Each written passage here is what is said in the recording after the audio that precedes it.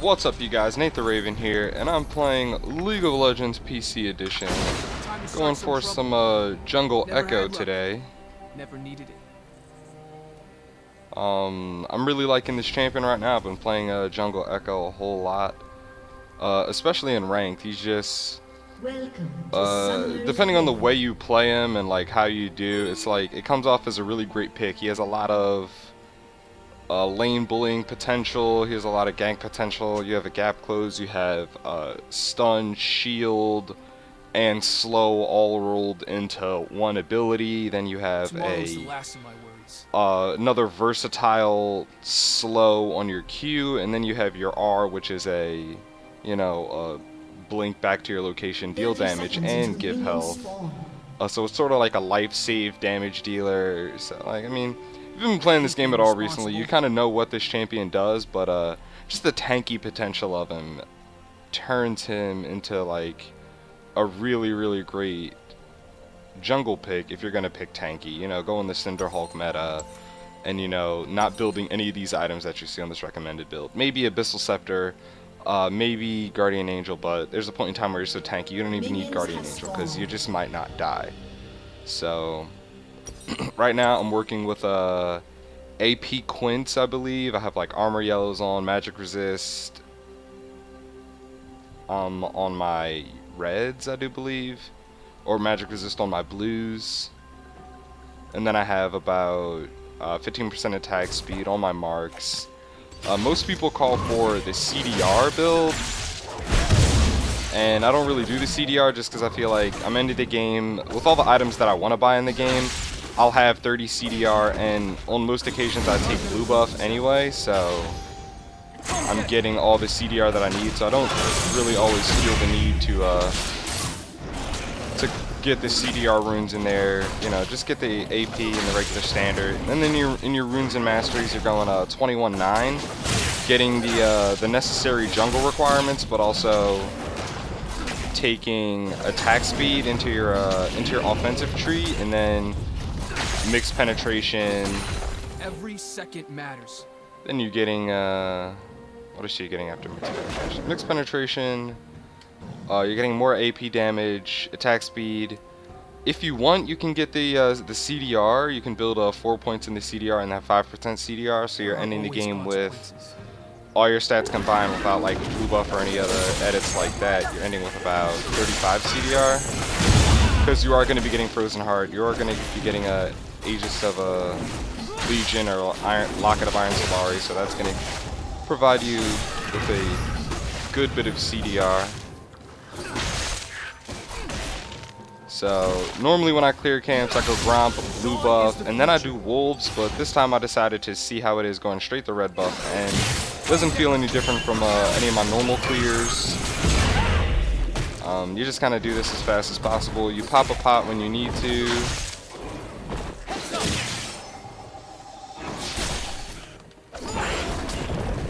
That was kind of dangerous right there, but made it through. And right here I'm going to there's a Zyra mid. Wow, that's unexpected. So the Zyra mid's not going to push, and my Annie has really low health, so I'm going to what I'm going to do, why am I stalling here? Get my Raptors.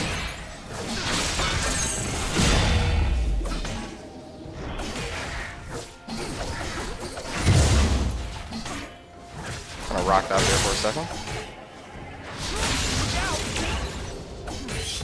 So gonna take my second point into Q, and there goes Shyvana's running bot lane. They're not gonna land any meaningful stuns on my team, so you get to easily disengage. I have 30% health. I'm not trying to go in or make any moves here. I'm just gonna stand around a little bit, see if Shyvana wants to re-engage, and see if there is anything I can do about that. I'm gonna throw out the parallel convergence. So gonna help my team out.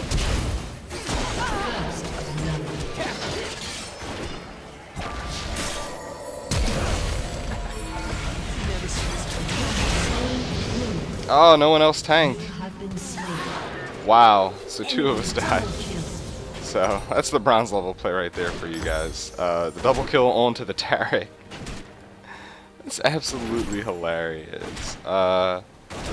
Graves had mana. I don't know why he just couldn't pull out 2 Qs and then have took both of the kills. I wouldn't have needed to have died or gone in, and Tarek or Leona wouldn't have needed to do that either. But beggars can't be choosers. 2 kills onto the enemy Tarek, 2 assists onto the enemy Caitlyn, 1 assist onto the Shyvana. She made it away, but we're not gonna let her revel in that at all. And get back into the jungle.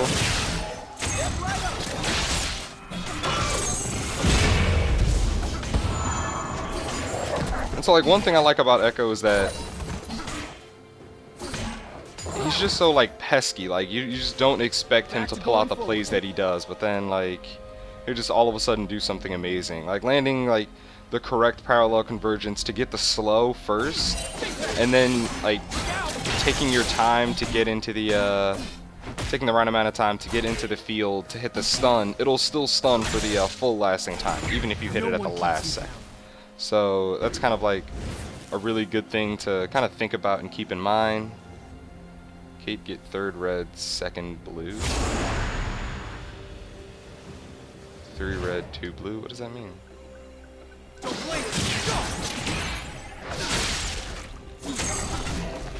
I don't know what this guy's talking about.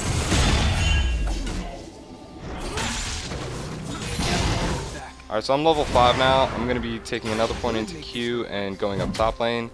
Nasus has already hit level 6. He's at 26 farm versus Wukong's 30 farm. So it's just a matter of having been staying in the lane. So pulled off a kill onto the Nasus. JG Monkey. So yeah, ganking with Jungle Ekko is just that simple. You go in with the phase dive after having already thrown in the parallel convergence or knowing exactly where you want to throw the parallel convergence, and then you just jump onto the target. After you hit the target, throw out your Sidewinder to hit as many passive procs as you can. This Z-Drive Resonance passive is just like, it's really OP to me. It contains the speed mechanic on an auto attack that they took off of Phage a long time ago. Phage used to exist as an item that didn't slow you, but it would speed up Let's make them notice. your character. So it was a really great, like, bullying tool, because you could just, like, bully your lane away, and you had enough move speed to just kind of run around and dance around and do as much as you needed to. So because I am an AP jungler and I rely on getting in and out as much as possible, I'm going to take blue buff for a second time.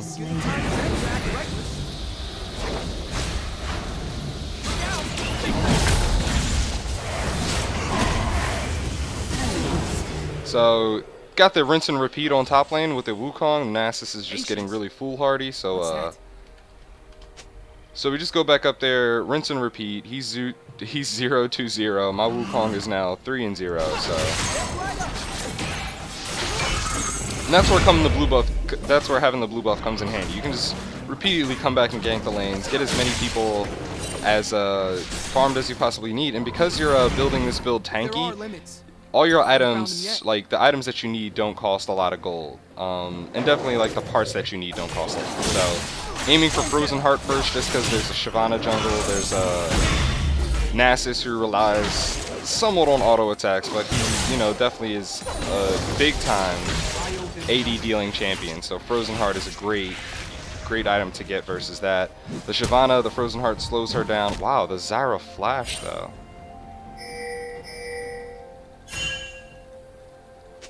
And there's also the Caitlyn. If you're going to be jumping it at any point in time, like into the middle of the enemy team, then it's good to have that Frozen Heart, because that's less attacks that are going to be hitting you in the face.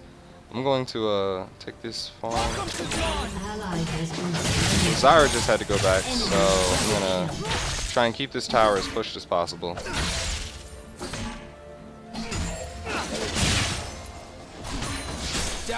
So those minions are going to hit the tower. They're going to die. She's going to lose XP and gold.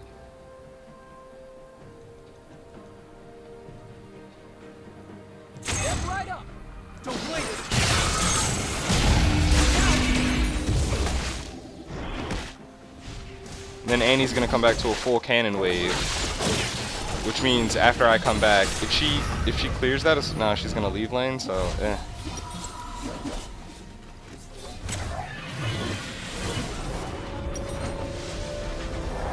So upgrade my Cinderhawk already at 10 minutes, and then you're going to start buying towards Frozen Heart right now.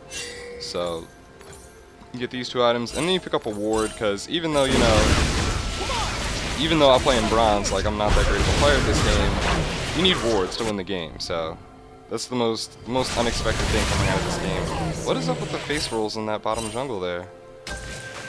2 people should have never gone in without adequate enough vision in their top jungle to see where the enemy was or was not coming from.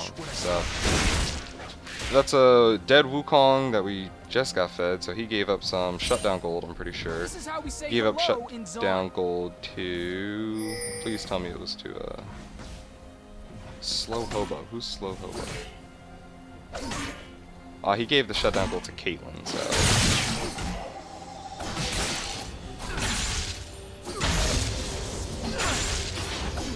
After you start maxing Q, you want to start putting points into your W, your Z-Drive resonance. This just means a better shield, better stun. So this Nasus is not getting tanky at all, like I expect most Nasuses to do.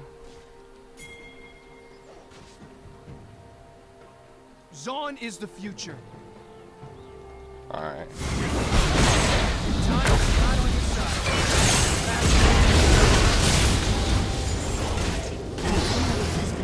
So this Nasus is just going to tilt, and we're going to completely and totally destroy him. We're going to take this top tower right now. The Shyvana is going bot lane. That's why I got to check your minimap to see where the Shyvana is. We can push this turret and possibly get the next one, depending on if Nasus has his teleport or not.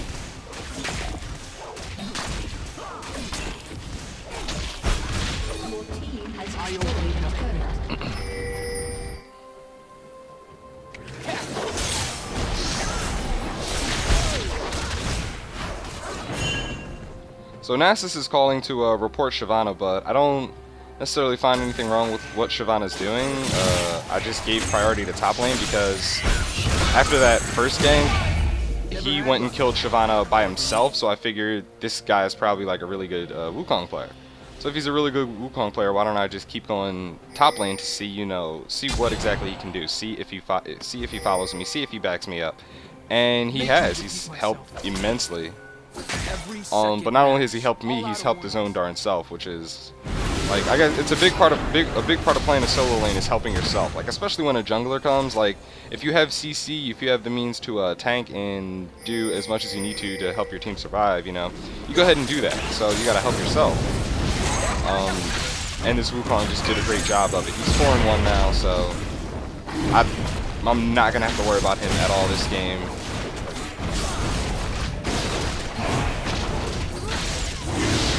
So we're gonna smite to get the buff there. Then I'm gonna ask for help taking out the Zyra just because she's so extended. Throw out the parallel convergence. Jump in. Hit her up.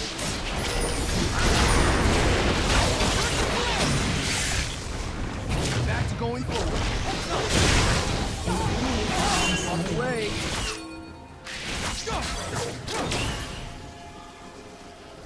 So just gonna get out before Zyra throws out her passive, but it doesn't look like she even did it. I don't know if I don't think she had enough damage to kill me, but she didn't do it anyway. So we make it out of there.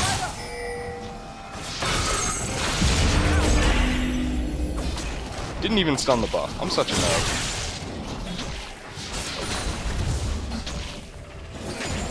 Being responsible. So right now it looks like both top laners are just kind of mulling around, trying to pick off fights, which An ally has been slain. for the most part isn't a bad thing, especially for our Wukong that has the 4 kills already, but it's much easier to just get farmed. And especially if a Nasus isn't farming, like if he's not getting his stacks or farming his Q and he's leaving his lane to just be taken and not pushed at all, he's going to be nowhere near effective. So if you're anybody in this situation, you can just keep pushing lane as much as you want to.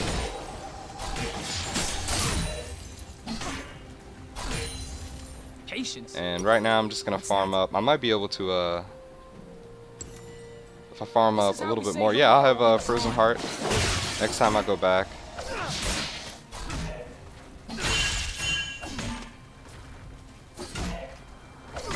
So now the enemy team is just they're kind of descended into a self-tilt mode, I would say.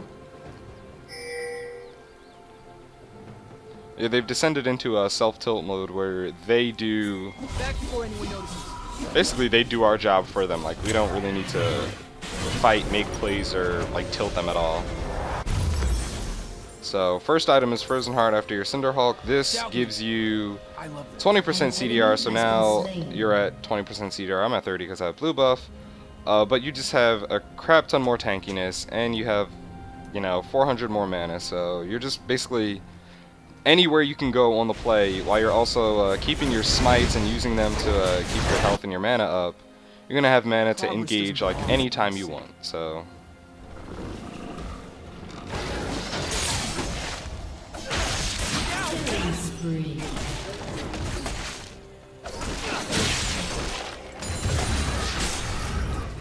Dragon's up in 3 minutes. It's gonna be a while before any of our buffs are up again. Look at RP's first time playing it. Never see this coming. So now it just looks like this Nasus is trolling. Time is not on your side. Jeez, I wanted to put this video on YouTube, but now I don't even know if I do.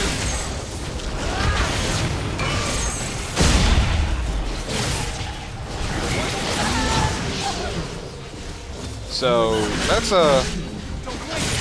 one of the reasons why Ekko is kind of broken right now, is because you can just go in and do things like that.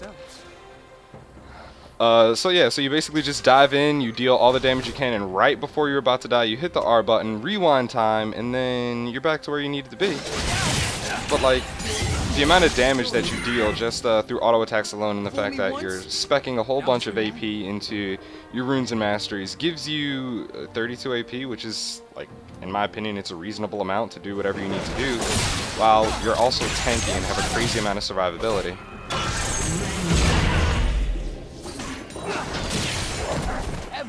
So, and just for reference, I got this build from I Will Dominate from Team Liquid. He just played this, and a lot of people were just talking about it. So I decided, hey, why don't I try just, you know, jungle tanky Ekko? Down here where I'm playing, or the elo I'm playing in, everybody bans Shinzao, and that used to be like my mainstay jungle carry. Like, just pick Shinzao, you know, as simple as just running into your enemy, hitting them, knocking them up.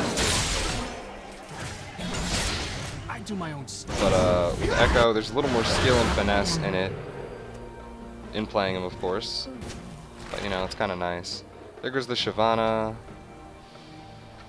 Not really built to fight Shyvana right now. She deals a deceptively high amount of AP damage, so I'm gonna wait until I get an item like Aegis of Legion to try and take her on. And there we go. I have Aegis of Legion. Gonna pick up a stealth ward because.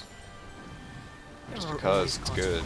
You ward, you keep wards out, make sure your team has them. Doesn't look like my support is warding crazily. What the heck is a support build? These are the next level builds. Base of the mountain into Captain Merc Treads after you get your Sightstone on a Leona. I've never seen that before. It's my first time seeing it. But hey. So now that I have my magic resist, I have more health, which also, you know, works well with the Cinderhulk. You can kind of go wherever you please.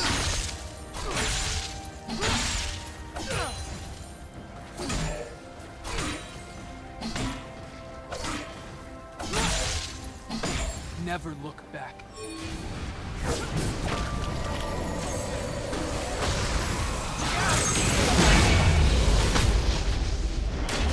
So foolhardy Shyvana thought it'd just be great to continue chasing my Annie. So kind of gotta show him what's what.